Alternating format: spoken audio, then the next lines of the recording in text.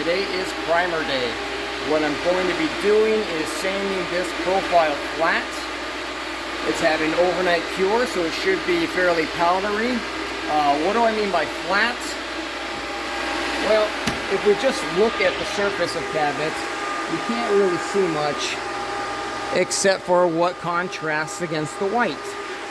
White hides a lot when you're looking at surface imperfections, but as soon as you get to lighting and the lighting bouncing off the surface into your eyes, you can see pretty much everything, every flaw in the surface, including swirl marks and scratches. So even with this nice LED, there isn't much to see, even in person. So what we do, or what I do with these inspection lights, is I'll take them and put them directly underneath. And then you can see every little pore that this surface has to offer. Hairline scratches.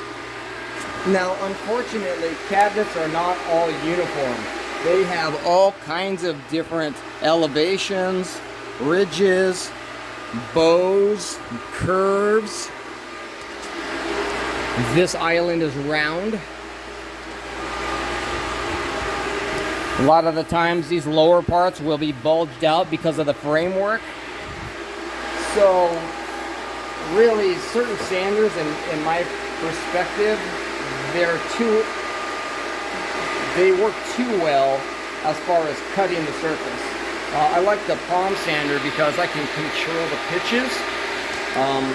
The sponge pad has a certain pitch to it as well, so I can target certain areas without eating through the primer and exposing the wood again. Because once I expose that wood, it has to be sealed again, which is what the spot primer is for.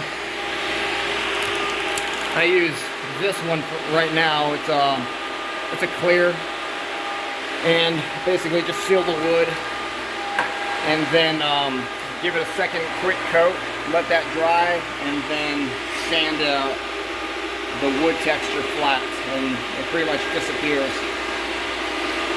But anyway, that's the goal for today. It's all on technique. It takes practice and a lot of control, so you don't eat through this primer. Now, this is 2 coats of primer. It's fairly thick, so I built it up so I have a lot to chew through, so I can kind of sculpt it. So I'll eat through it, and I have to know where that wood lies. And you can see the color change in the surface as soon as you start getting close to it. And there's a certain amount that you can see where you're fine, but there's also a certain amount of wood color that's not fine, and it'll allow penetration of whatever top coat you're putting on in. Water bases affect wood much more than solvent bases. It's just, the swelling. So I'm going to get set up here, and I'll do a little bit of demonstrating on how I sand vinyl sealer primer.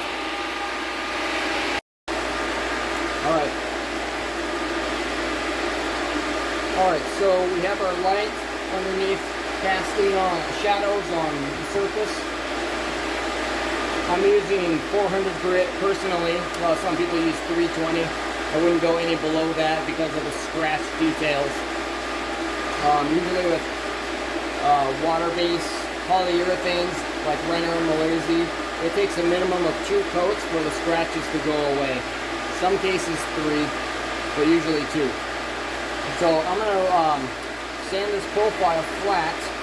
After it's done, it's going to look, you won't be able to see anything basically because the light won't have any surface details to cast shadows on.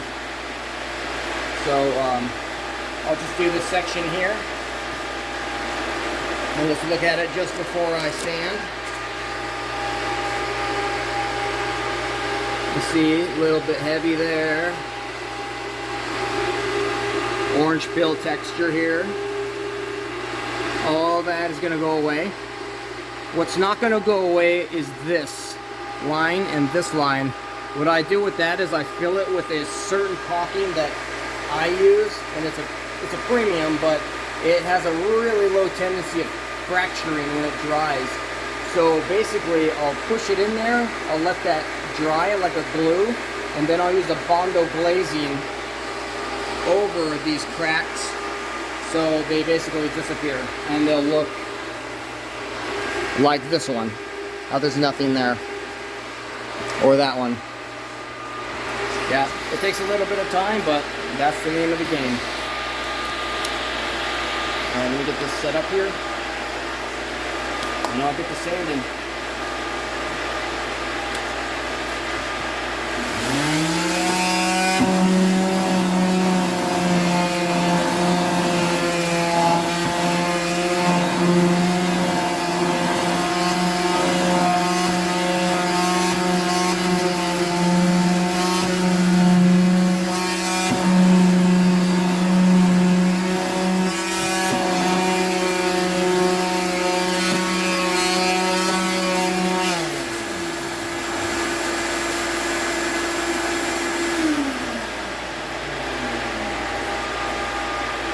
Alright, one of the key things while sanding to do is to keep a microfiber rag. And basically the other hand if you can, or just keep it close, because after you sand an area, you're going to want to wipe it down. And then take a look at the surface.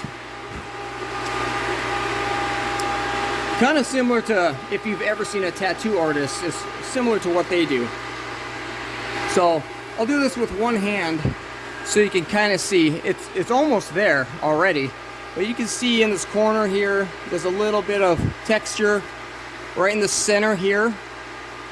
You've got some dots on the edge, and I can't really tell a person how to sand exactly because everybody's control is different and you don't feel what I'm feeling, but I can say that every now and then I will take the edge of this and pitch it and kind of wipe, say like I'll sand like that with the side of it, so I can say wipe the corner this way.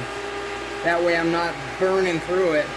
I'll just barely touch it, zoom, zoom, zoom, or I'll go up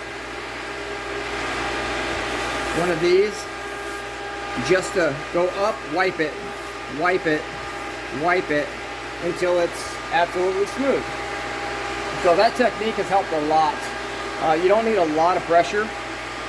Just you'll figure it out as you go. Just regular pressure.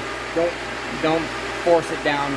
You'll adjust as you see how you're going along with whatever material you're using. So, alright, let's finish this. I'm going to grab my Bondo real quick.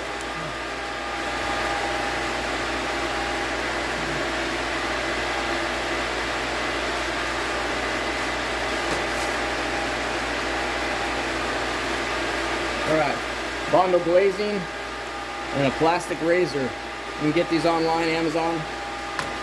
Alright, here we go.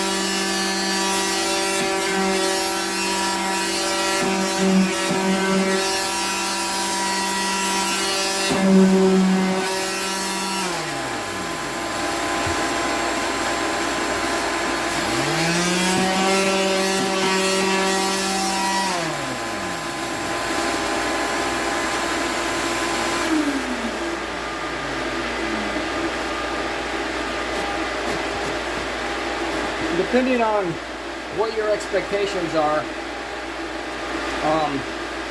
you know, you just basically keep going until you don't see anything. These rags here, they'll build up with a lot of powder. It's good to keep a vacuum, like a shop vac on hand, so you can kind of suck the surface and pull that dust off. But anyway, let's go ahead and take a look at it.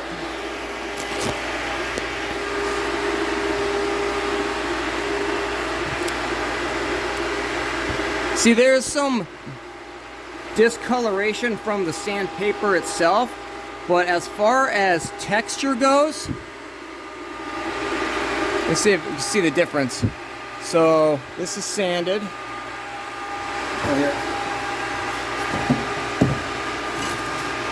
Let me switch sides here.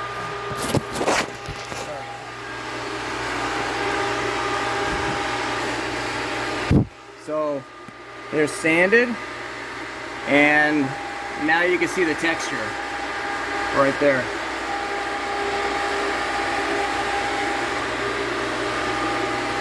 And this is the level I take it to on all the videos that I post. And that's about it.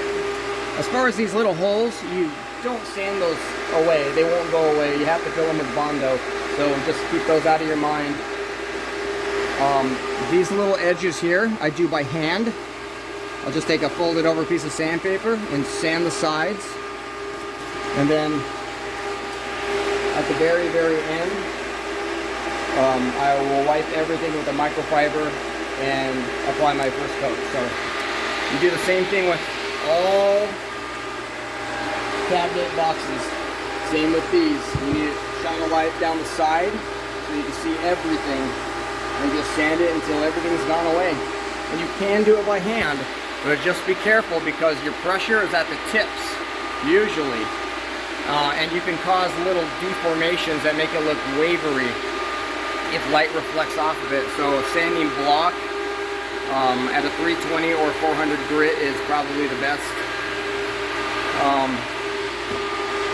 As far as these joints here where the boxes meet up, I do not Bondo those because that is a segment where two boxes meet up, and sometimes those joints are so offset that it would be a lot of Bondo. It'd basically be an 1/8 inch thick coating of Bondo at times. So I just leave it as the installer installed it, but I will fix these for the frames because the frames are supposed to look like one unit, like as if it was molded that way.